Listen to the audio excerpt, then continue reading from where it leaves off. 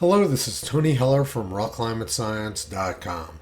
George Orwell said, "We've now sunk to a depth at which restatement of the obvious is the first duty of intelligent men." The United Kingdom has about 60 traditional power plants. By traditional, I mean coal, natural gas, and nuclear. As long as these traditional plants are supplied with fuel, they produce a predictable, reliable amount of electricity.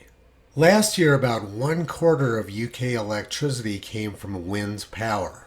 Politicians like Boris Johnson interpreted this as meaning they could shut down 1/4 of the traditional power plants.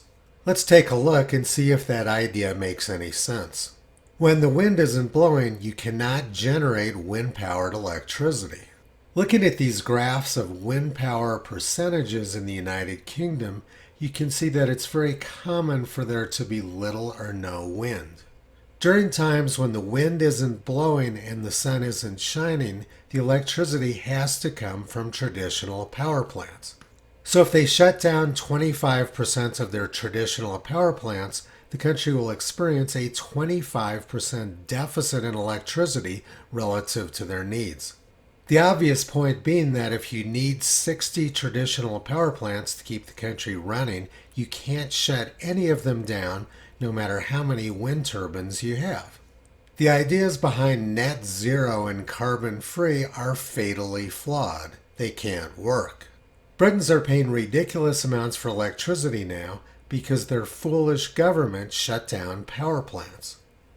This was 100% predictable, and I've been predicting this for 15 years. Governments want everybody driving electric cars, but they've made electricity unaffordable, which makes electric vehicles unattractive. In Norway, it can cost twice as much to recharge an electric car as it costs to fill up with fossil fuels. Switzerland has considered banning the recharging of electric vehicles because they have a shortage of electricity. And meanwhile, the usage of coal around the world has surged to record levels. The reason why people like coal is because it's a reliable source of energy, unlike wind and solar, which are inherently unreliable.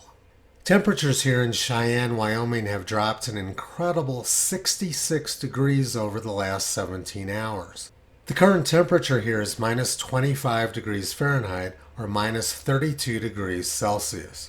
It's dark and there's very little wind, and it's quite likely the local wind farm is shut down due to icing.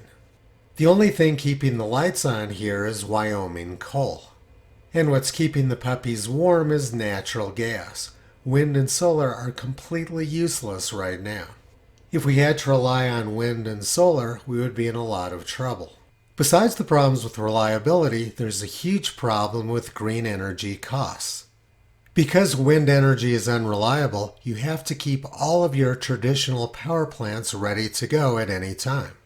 The coal, nuclear, and natural gas power plants have to be staffed all the time, even if the electricity from them isn't being used. And their boilers have to be kept hot so that they can be brought online quickly if the wind power fails. Britain has to pay for their traditional power plants whether they're being used or not. This is a huge hidden cost with green energy. There's currently no business model where green energy can make electricity less expensive, only more expensive. Trying to run a grid off of green energy is both dangerous and pointless. Toto has been explaining the problems with unreliable green energy for the past 15 years. You can visit Toto, Kyrie, Caesar, Toki, Upala, Sakura, Zen, Lightning, and Ruby on the web at realclimatescience.com.